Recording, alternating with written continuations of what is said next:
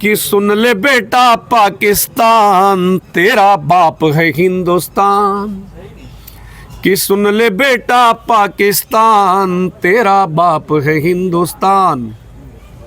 और घर में घुसकर मारेंगे बना देंगे हम कब्रिस्तान, घर में घुसकर मारेंगे बना देंगे हम कब्रिस्तान। और समय जल्दी ही आएगा उड़ा देंगे कफन तुझको, और नक्शे से दुनिया के मिटा ही देंगे हम तुझको।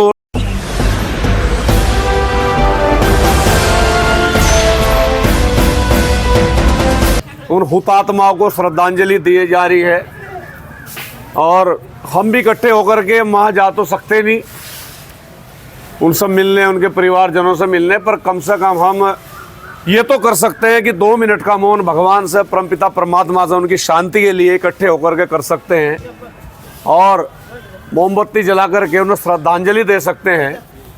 इसलिए विचार आया और बैठे बैठे मैंने आधे घंटे में सबको SMS किए, फ़ोन किसी को नहीं किया, सबको किए। और जो लोग नहीं पहुंच पाए उनका भी धन्यवाद, जो आप सब आए आपका तो बहुत बहुत धन्यवाद, ये अच्छी बात है।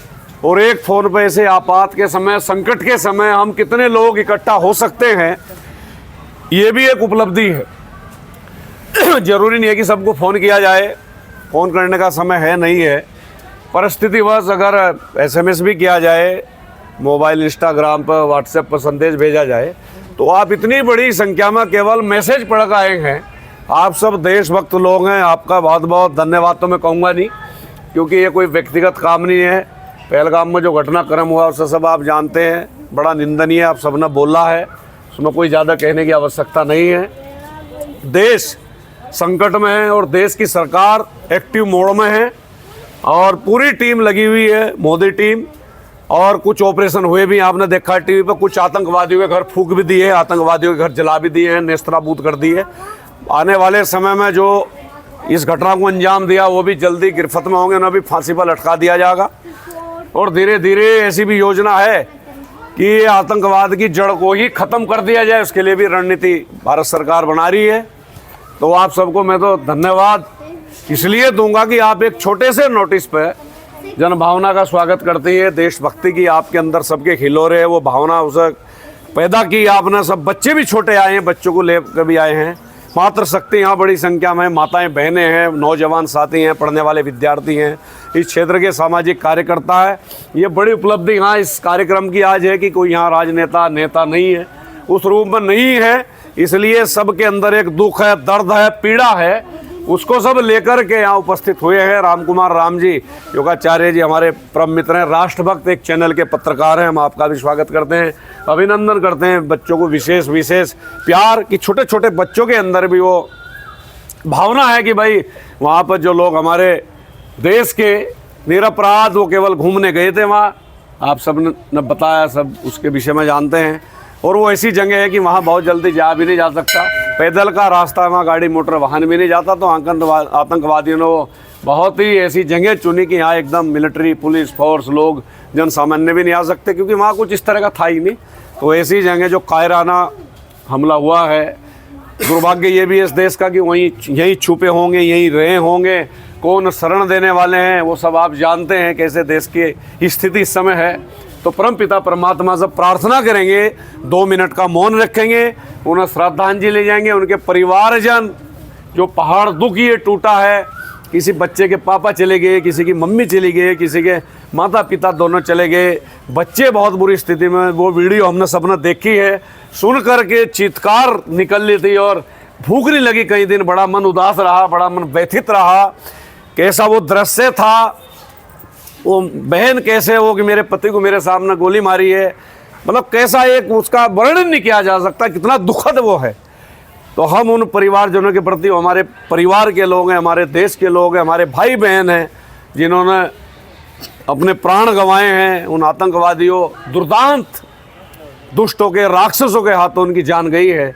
तो हम यही कर सकते हैं, परमपिता परमात्मा से प्रार्थना कर सकते हैं कि 2 मिनट उनकी आत्मा की शांति के लिए हम प्रार्थना करें, उसके बाद हम प्रस्थान करेंगे। मेरा सभी से निवेदन है, 2 मिनट का मौन रखकर उन दिवंगत आत्माओं को श्रद्धांजलि स्वरूप हम अपना 2 मिनट का समय खड़े रहे मौन रह करके।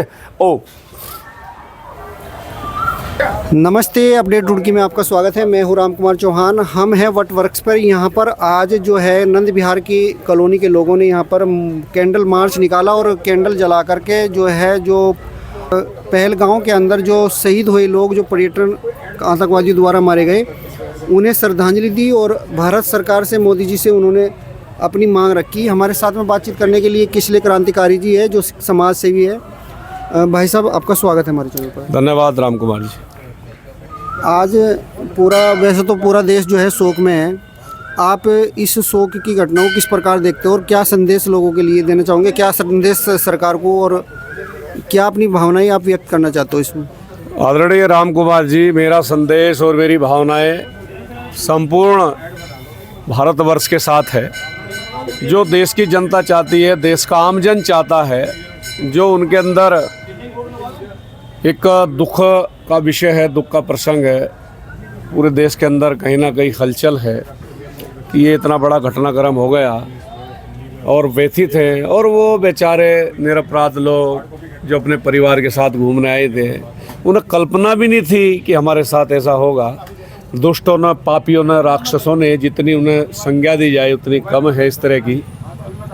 उन्होंने ये जघन्य हत्याकांड को अंजाम दिया, तो ये गलत है। इसका चारों ओर विरोध हो रहा है राम कुमार जी, और पूरा देश इस समय, मैं तो ये कहूँगा कि एक मंच पे है, एक साथ है। और ऐसे दुष्टों को, आतंकवादियों को, उनको सजा क्या, उनका तो समूल नाश किया जाए। और आदरणीय प्रधानमंत्री जी माननीय नरेंद्र मोदी जी सक्षम है इस काम के लिए, और हमारे अमित शाह जी माननीय गृह मंत्री जी वो भी सक्षम है, पूरी टीम सक्षम है भारत सरकार में जो लोग हैं। तो मेरा तो यही संदेश है कि उस दुष्ट का समूल नष्ट हो, नाश हो, सर्वनाश हो। और परमपिता परमात्मा जो हमारे लोग असमय काल के ग्रास में चले गए हैं, उनको परमपिता परमात्मा उनके परिवारों को हिम्मत दे, उनको अपने हृदय में स्थान दे, और हम सब उनके साथ खड़े, उनके परिवारों के साथ खड़े हैं। मेरा तो यही संदेश है। आपने पाकिस्तान के लिए एक कविता भी लिखी है आपने, और वो कविता काफ़ी वायरल भी होती है, सुनाना चाहोगे? इस कविता मैंने आक्रोश में लिखी थी। आज से 10-12 साल पहले भी पाकिस्तान ने इसी तरह से कायराना हरकत की थी, और हमारे क्रांतिकारियों के वीर जवान जो देश की सरहदों की रक्षा करते हैं, उनके साथ भी इस तरह की घटना को अंजाम दिया था, धोखे से उन पर वार किया था। तो उस समय मैंने लिखा था, आक्रोश की पंक्तियाँ हैं, पढ़ता हूँ तो मैं 4 पंक्तियाँ। वो पंक्तियाँ थी कि सुन ले बेटा पाकिस्तान, तेरा बाप है हिंदुस्तान। कि सुन ले बेटा पाकिस्तान, तेरा बाप है हिंदुस्तान। और घर में घुसकर मारेंगे, बना देंगे हम कब्रिस्तान। घर में घुसकर मारेंगे, बना देंगे हम कब्रिस्तान। और समय जल्दी ही आएगा, उड़ा देंगे कफन तुझको। और नक्शे से दुनिया के मिटा ही देंगे हम तुझको। कि कुत्ते की पूंछ तो है, पड़ेगी काटनी हमको। और जवाब गोली का बम से पड़ेगा देना ही हमको। ये पर चूंकि मन व्यतीत है, भोजिल है, ऐसे में क्या कविता, क्या काव्य पाठ। कि पाक ने कश्मीर पाक में मिलाने के जो दिन में सपने देखे हैं, वो चकनाचूर कराएंगे। और मोदी 3 घंटे की इजाजत अगर दे दे, इंच इंच पाक में तिरंगे गाड़ आएंगे। कि मोदी 3 घंटे की इजाजत अगर दे दे, इंच इंच पाक में तिरंगे गाड़ आएंगे। तो वहाँ इंच इंच पाक में तिरंगे गड़ जाएंगे। और वो समय राम कुमार जी आ गया है, पूरा देश साथ है, पूरे देश के अंदर आक्रोश है। देख रहा था कि वो माँ, वो बहन, वो पूज्या, उनकी धर्म पत्नी, मेरी आदरणीय बहन जिन्होंने अपना सुहाग खोया है, वो बहन जिन्होंने हाथ की राखी, हाथ की कलाई खोई है, वो माँ जिन्होंने अपना लाल खोया है, वो किस तरह व्यथित थे, किस तरह दुखी थे राम कुमार जी। वो देखा नहीं गया। मैं उस बहन को भी, उस माँ को भी, उस पूज्या देवी जो हमारे शहीद की पूज्या धर्म पत्नी हैं, वो किस तरह बिलख रही थी, तो मैं उनको भी प्रणाम करता हूँ और भगवान से प्रार्थना करता हूँ उनको हिम्मत दे। तो ऐसे अवसरों पर मैंने बहुत कुछ लिखा है, पर ये समय चूँकि बड़ा दुखद प्रसंग है, मैं यही कहूँगा विनम्र श्रद्धांजलि है। और देश की हमारी जो सेना है, यशस्वी सेना है, वो अपना काम कर रही है। उनके परिजनों को हम सब उनके साथ खड़े हैं और वो ढूंढ ढूंढ कर ऐसे कुत्तों को, ऐसे गुंडों को, आतंकवादियों को, राक्षसों को, पिशाचों को वो ढूंढ ढूंढ कर मार रही है। हम उनके साथ हैं, मैं भी उनके साथ हूँ, मेरी कविता भी उनके साथ है।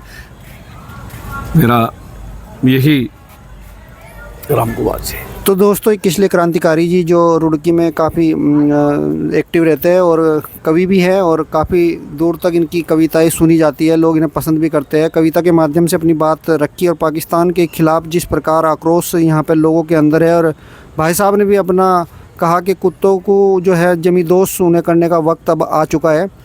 आप क्या समझते हो, आप भी हमें कमेंट में लिख करके बताओ। अगर आपको वीडियो पसंद आती है तो लाइक शेयर ज़रूर कर देना और बने रहिए आप हमारे चैनल पर। अगली वीडियो में फिर मिलेंगे। नमस्कार।